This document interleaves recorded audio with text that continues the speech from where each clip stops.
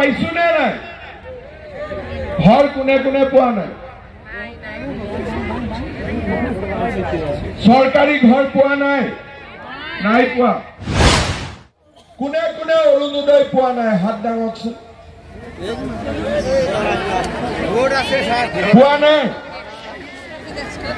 পোৱা নাই ঠিক আছে আজি মই কৈ গলো ইলেকশনৰ পিছত দতমান মই সব ঘৰ অৰুণোদয় দিম হ'ব সব ঘৰতে যিমান ঘৰ আছে প্ৰত্যেক ঘৰতে মই এটা এটা অৰুণোদয় দি দিম হল সন্তুষ্ট মাহৰ 10 তাৰিখে দতমাহ সব ঘৰতে এটা এটা অৰুণোদয় আহি যাব আজি মই কথা দি দিলো হ'ব ভাল আজি ইমান ডাঙৰ অনুষ্ঠান হৈ আছে আৰু আজি দিনত কথা দিছো যেতিয়াতো কথা ৰাখিবই লাগিব হয়নে আজি দিনত কথা দিলে তো কথা ব্ৰেক কৰিব নোৱাৰি গতিকে মই কলো যে আমাৰ দতমাত প্ৰত্যেক ঘৰ মানুহকে এটা এটা অৰুণোদয় আঁচনি দিয়া হ'ব ঠিক আছে শ্ৰদ্ধা ৰাইজ আমাৰ বড়োলেণ্ডত শান্তি আহিলে শান্তিৰ লগত ঘৰে ঘৰে অৰুণোদয় আহিলে এতিয়া আমাৰ কথা হল যে লৰা ছোৱালী ডাঙৰ হল পঢ়া শুনা কৰিলে পাৰিলে এটা চাকৰি বাকৰি পাব লাগে হয়নে নহয় হয় যেতিয়া মই অসমৰ মুখ্যমন্ত্ৰী হলো তেতিয়া মই প্ৰথম 1 লাখ চাকৰি দিয়াৰ সিদ্ধান্ত ললো 1 লাখ চাকৰি দিলো কোনেও 1 টকাও ঘোষ খাব নোৱাৰিলে কোনো বিনা পইচাত মই 1 লাখ চাকৰি দিলো কিন্তু বহুত লৰা ছোৱালীয়ে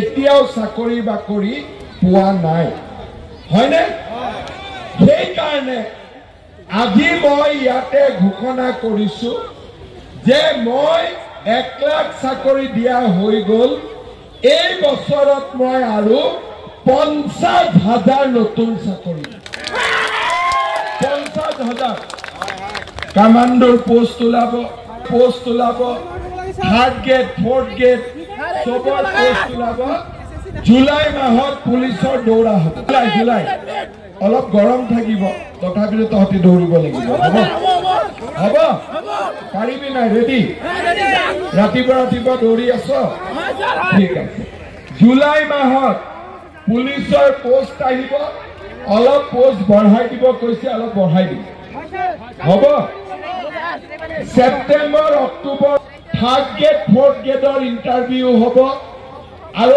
এনেকে বছৰটোত মই আৰু 50,000 লৰা ছোৱালীক চাকৰি দিম আগতে 1 লাখ দিয়া হৈ এতিয়া আৰু 50,000 লৰা ছোৱালীক আমি চাকৰি দিম লৰা বহুত আছে মই এটা নতুন আঁচনিৰ কথা ক'ব খুজিছো 1 লাখ চাকৰি দিলো আৰু 50,000 চাকৰি দিম কিন্তু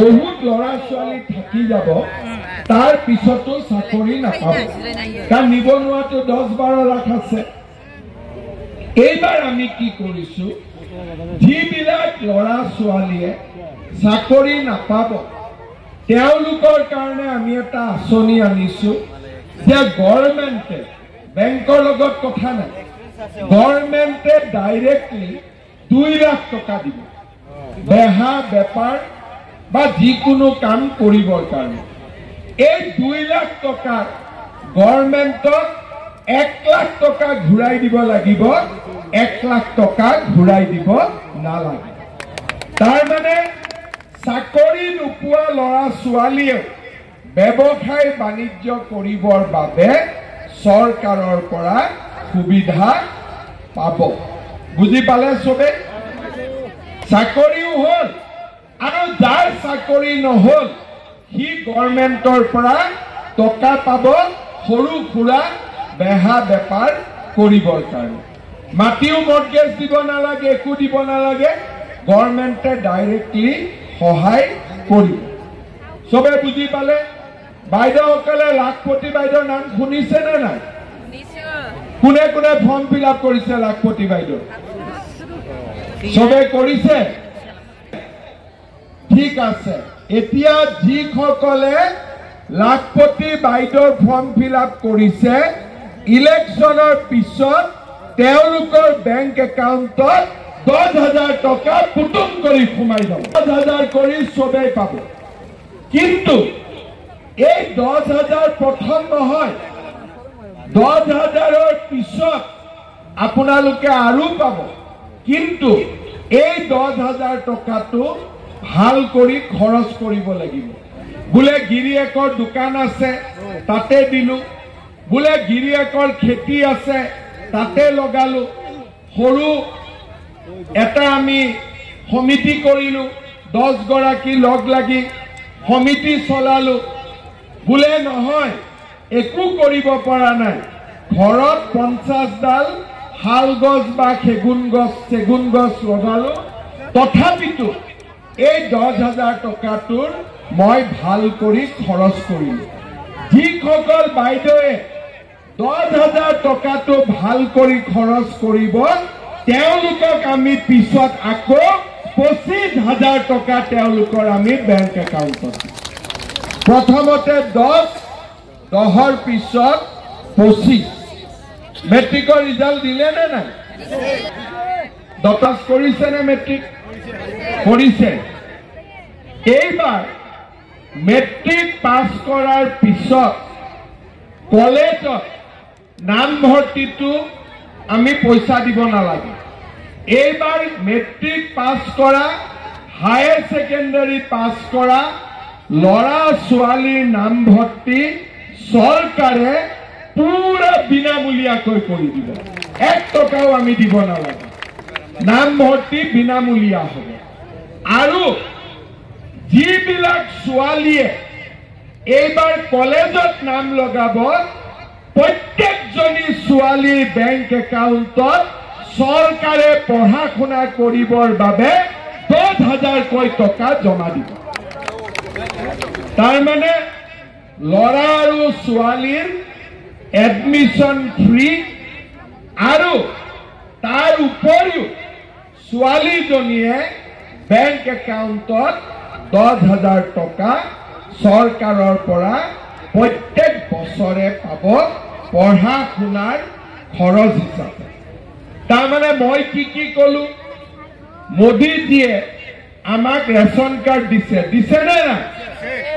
ৰেচন কাৰ্ডত আমি বিনা পইচাৰ চাউল পাওঁনে? পাওঁ। ঘৰ পাইছো নে নাই? ঘৰ কোনে কোনে পোৱা নাই? চৰকাৰী ঘৰ পোৱা নাই? নাই পোৱা। এইবাৰ আমি এটা নতুন নিয়ম যে চৰৰ জিঅ' টেগিং এইবাৰ VCDCয়ে নকৰে। এইবাৰ চৰকাৰী ঘৰৰ জিঅ' টেগিং, নিজৰ ঘৰৰ জিঅ' টেগিং আমি নিজে কৰিম। নিজৰ ঘৰৰ জিঅ' টেগিং আমি নিজে কৰিম। তেতিয়া আমি ডাইৰেক্টলি গম পাম যে কোনে কোনে ঘৰ পাব লাগে। ইয়াত আৰু মাজত দালালৰ কাম নাথাকিব। দালালৰ কাম নোহোৱা হৈ যাব। ঘৰৰ নামত যে দালালে পইচা লয়, সেইটো কাম এইবাৰ আমি আৰু খতম কৰি দিম।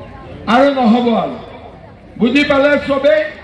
তাৰমানে আপোনালোকে কওক, মোদীজীয়ে আমাক চাউল দিলে, মোদীজীয়ে আমাক গেছ দিলে, মোদীজীয়ে আমাক আয়ুষ্মান ভাৰতৰ কাৰ্ড দিলে, যে বেমাৰ হলে 5 লাখ টকালৈকে আমি বিনামূলীয়াকৈ ট্ৰিটমেণ্ট কৰিব পাৰোঁ। মই আপোনালোকক কি কলো, যে এইবাৰ দতমাত সকলো ঘৰতে অৰুণোদয় দিলে। তাৰপিছত কি কলো, লাখপতি বাইদেউৰ বেংক একাউণ্টত টকা জমা দিলে। আৰু কি কলো, যে আপোনাৰ ল'ৰা ছোৱালী দুইটাকে কলেজত আমি বিনামূলীয়াকৈ পঢ়াম। ছোৱালীক আমি 10,000 টকাকৈ বেংকৰ একাউণ্টত দিম। প্ৰধানমন্ত্ৰীৰ ঘৰ পোৱা সুবিধা কৰি দিম আৰু যিবিলাক ল'ৰা ছোৱালীয়ে চাকৰি নাপাব তেওঁলোকে 2 লাখ টকালৈকে চৰকাৰৰ পৰা সহায়ো পাব পাৰিব।